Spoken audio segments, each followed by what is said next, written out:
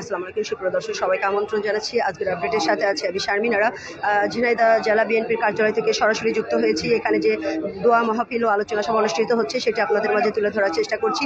শহীদ president Ziaur রহমানের 43তম শাহাদত বার্ষিকী উপলক্ষে আজকে যে আয়োজন করছেন ঝিনাইদহ জেলা বিএনপির সভাপতি এম এ মজিদ আছেন, উপস্থিত জাহিদুজ্জামান মনা আছেন এবং জনাব বাদশাহ আছেন, মোহাম্মদ আনারুল ইসলাম বাদশাহ।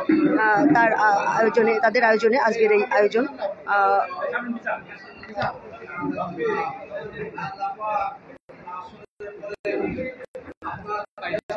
দোয়া মাহফিল অনুষ্ঠিত হচ্ছে।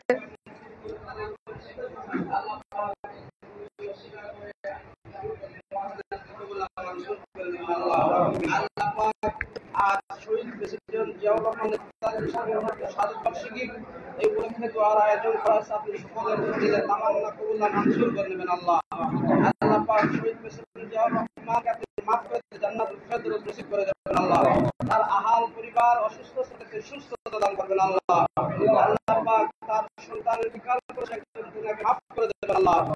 আল্লাহ পাক শহীদ প্রেসিডেন্ট জিয়াউর রহমানের বড় সন্তান আল্লাহ পাক তারিকুর রহমান বিদেশে আছে, আল্লাহ পাক তাকে সুস্থ দান করে দেশে ফেরত দেবেন। আল্লাহ দেশের ক্ষমতা তৌফিক দান করবেন। আল্লাহ পাক এই দলের নেতা কর্মী যারা অসুস্থ সুস্থ দান করবেন। আল্লাহ যারা ইন্তেকাল করেছে আল্লাহ তাদেরকে আপনি মাফ করে দেবেন। আল্লাহ পাক আমাদেরকে মাফ করবেন, বড়দেরকে মাফ করবেন, ছোটদেরকে মাফ করবেন, সকলকে ঈমানের সাথে কবুল করবেন। রব্বির রহমহুমা কামা রব্বায়ানি সগীরা রব্বির রহমহুমা কামা রব্বায়ানি সগীরা লা ইলাহা ইল্লাল্লাহু মুহাম্মাদুর রাসূলুল্লাহ।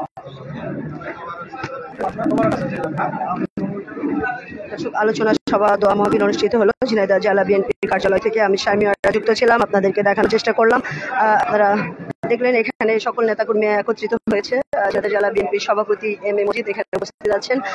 আজকে ঝিনাইদহ জেলার পক্ষ থেকে বিএনপির পক্ষ থেকে জিয়া স্মৃতি পাঠাগারের যে আয়োজন তারা করেছেন সেটি আপনাদের মাঝে তুলে ধরার চেষ্টা করলাম।